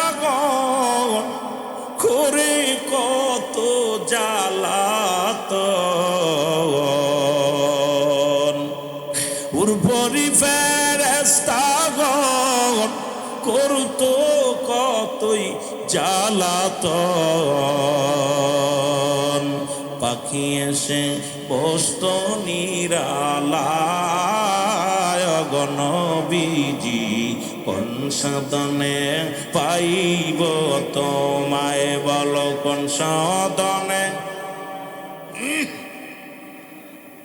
ওগো নবীজি, আপনাকে দেখিবার মনে। নবী কঠিন মরুর দেশে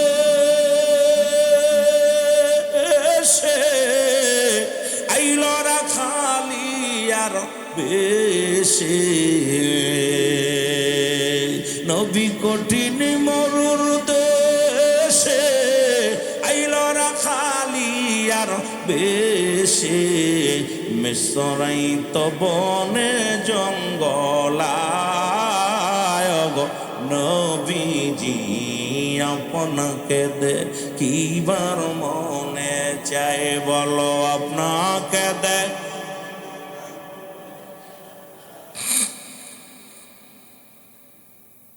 আপনাকে দেখিবার মনে নবীর এই সমস্ত মজেজা দেখা বিবি খাদিজা নবীর এই সমস্ত ওগো দেখা বিবি খাদিজায় জীবন জৈবন সুফিল নবীর পায় গো নবীজি কোন সাধনে নবীরে পানিতে চান কি চান না আওয়াজ দিয়ে বলেন কোন সাধনে পাইব তোমায় গো নবীজি আপনাকে দে এ দুনিয়ার মুসলমান শোনো রহমতের নবী বলে ও আমার আল্লাহর নবী ডাকতে বলে সাবিরে আমি তোমারে 3 বার সালাম দিয়েছিলাম তুমি 3 বারই উত্তর দিলা তার মানে আর বুঝতে বাকি নাই তুমি সালাম শুনেছিল উত্তর দাও নাই সাহাবী বলে ইয়া রাসূলুল্লাহ ইয়া হাবিবাল্লাহ আমি কেন উত্তর দিই নাই কেন জবাব আমি আপনাকে দিতে পারলাম না যদি দয়া করে একটু আমার বাড়িতে যাইতেন আমি তাহলে বলতাম নবী কয় চলো রাসূলুল্লাহ রওনা দিলেন যাইয়া যখন দাঁড়াইলেন আব্দুল্লাহ আনসারী মুসলমান শুনে নাও এবার দরজাটা খুলে দিলেন দরজাটা খোলার সঙ্গে সঙ্গে দেখতে পাইলেন ভিতরে বিশাল একটা গর্ত খোঁড়া আল্লাহর নবী ডাক দিয়ে বলে আনসারী রে ঘরের মধ্যে কেন এত বড় গর্ত খোঁড়ার আনসারী বলে ইয়া রাসূলুল্লাহ ইয়া হাবিবাল্লাহ যখন আপনি আমারে সালাম দিয়েছিলেন তখন আমি উলঙ্গ অবস্থায় গর্তের মধ্যে বয়াছিলাম এই কারণে আমি সালামের জবাব নিতে পারি নাই আল্লাহর নবী বলে আনসারী রে কারণটা কি আমারে খুলে বলো বলে ইয়া রাসূলুল্লাহ ইয়া হাবিবাল্লাহ নবী গো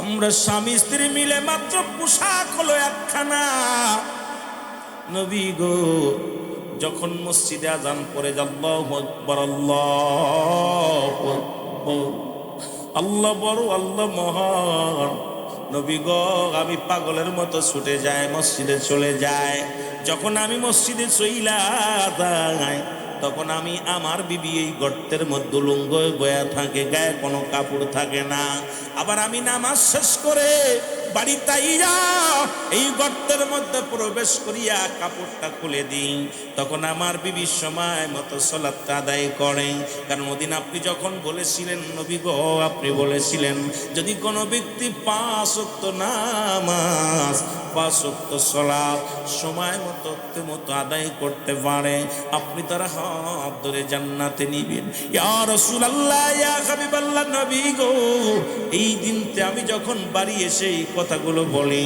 আমার বিবি আমারে বলে স্বামী রে জীবনে আপনার কাছে কোনো কিছু চাই না একটা মাত্র দাবি আপনি আমার একটু সুযোগ দিবেন আমিও যেন 5 ওয়াক্ত সালাত 5 ওয়াক্ত নামাজ সময় মতো আদায় করতে পারি এই কারণে নবী গো এক কাপড়ে দুজন নামাজ আদায় করি গো নবী যখন আযান হয় আমি ছুটে যাই নামাজে কাপড়টা পরিয়া নামাজ শেষ করে বাড়ি আসি আবার কাপড় খুলে দিই এই কাপড় পরিধান করে আমার বিবি নামাজ পড়ে ইয়া রাসূলুল্লাহ ইয়া হাবিবাল্লাহ আল্লাহর নবী চোখের পানিতে ডাকতে বলে আনসারী রে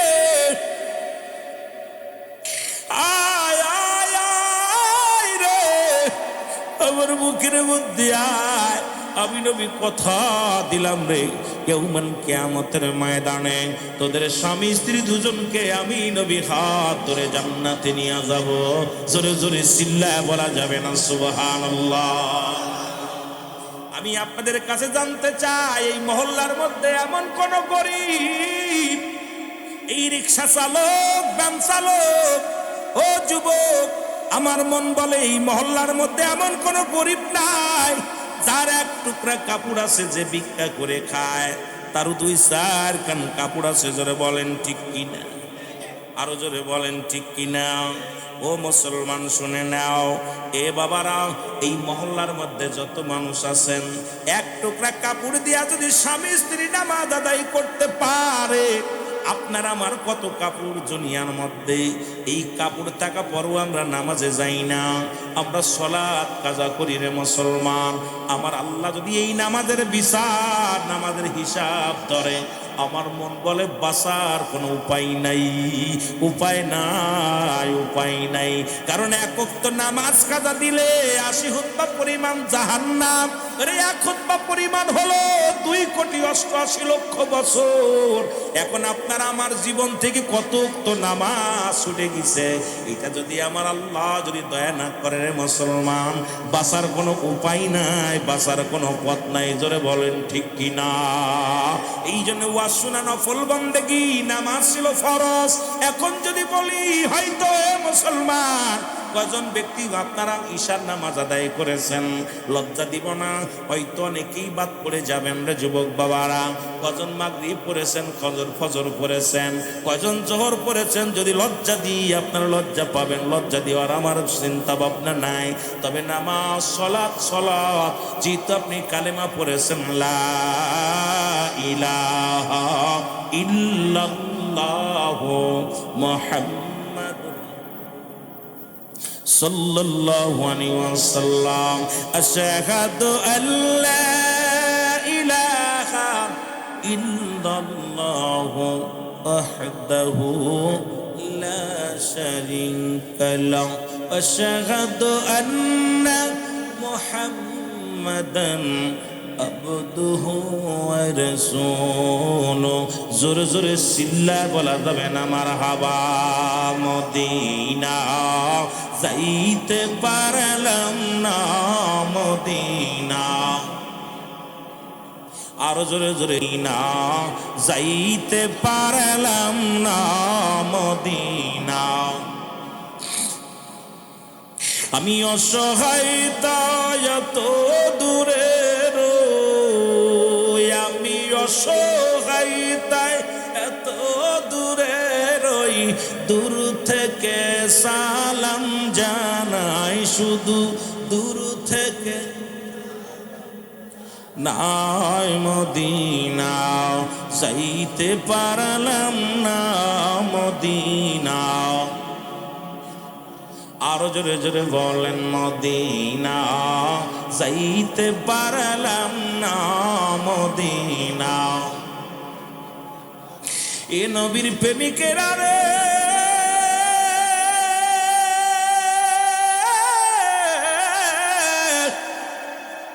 নবীর প্রেম ভালোবাসা যার অন্তরে যতটুক তার ঈমান বলতে ততটুক। নবীর প্রেম ভালোবাসা যার অন্তরে নাই, তার ঈমান বলতে কিছু নাই, সরাসর বেঈমান। নবীর প্রতি সাহাবীদের কেমন ভালোবাসা ছিল শোনো গো যুবকেরা। নামাজের আলোচনা আরো প্রয়োজন, কারণ নামাজ লজ্জা লাগে। আমি মুসলমান হইয়া নামাজের যখন ওয়াজ করি, দরকার ছিল ইহুদি খ্রিস্টানদের জন্য করার জন্য, কিন্তু মুসলমানদের কাছে নামাজের কথা বলা লাগে। নবীর কাছে 4টা জিনিস প্রিয় ছিল। নাম্বার 1 নামাজ। 1 নাম্বার কি? আরো জোরে বলেন কি? ও যুবক, 1 নাম্বার হলো নামাজ। 2 নাম্বার নবীর কাছে পেয়েছিল তার উম্মতগণ। আজকে কেন এক ভাই আর এক ভাইকে হত্যা করি রে মুসলমান? এক মুসলমানের লাগে আর এক মুসলমানের সম্পর্ক এত খারাপ হলো কেন? আজকে ভাইয়ের শত্রু ভাই, বোনের শত্রু বোন। আজকে ভাই বোনের সম্পর্ক ভালো না, কারণ ওই যে আমার হাইরত মীর মোশাররফ লিখে গেলেন, হাইরত তো মুসলমান। ও মুসলমান শোনো, বিষাদ সিন্দুর মীর মোশাররফ লেখলেন বিষাদ সিন্দুর। এই যে মুসলমানের মধ্যে আজকে অর্থের জন্য মানুষ ওই কারণ কারবালার ময়দানে হত্যা। আজকে সমাজটা, রসুল বললেন বালহুয়া কেলাফ, এই দুনিয়াটা পচা দুর্গন্ধ মরি। মানুষের চরিত্র হলো কুকুরের চরিত্র। কুকুর যেমন মরি পাইলে খুশি হয়, সে যেমন উম্মতিরা শুধু টাকা পাইলে খুশি হয়, সম্পদ পাইলে খুশি হয়। এর মুসলমান, সম্পদ নিয়ে কি কবরে যাইতে পারবা? সম্পদ নিয়ে কি তুমি কবরে যাইতে পারবা? এই দুনিয়ার সম্পদ কার জন্য ঘুষ খাও, কার জন্য সুদ খাও? ও যুবক, কার জন্য তুমি অন্যায় পথে দুনিয়ার মধ্যে সময় ব্যয় করলা? এই দুনিয়ার সম্পদ খাবে পলকে, তোমার দেহ খাবে পোকে। জোরে জোরে চিল্লায় বলা যাবে না, ঠিক কিনা? এত বাহাদুরি করো কেন? জীবনের প্রথম পোশাক পরেছো মানুষের হাতে, জীবনের প্রথম কাপড় লজ্জাস্থান ঢেকেছো অন্যের হাতে, জীবনের শেষ বেলা আবার অন্যের সাহায্যে তোমার লজ্জাস্থান ঢাকা লাগবে। আজকে সেই ভাইয়ের বিরুদ্ধে তুমি মামলা দাও, সেই ভাইয়ের বিরুদ্ধে তুমি কবে বিচার করো। আজকে প্রতিবেশীর হক নষ্ট করো রে যুবক।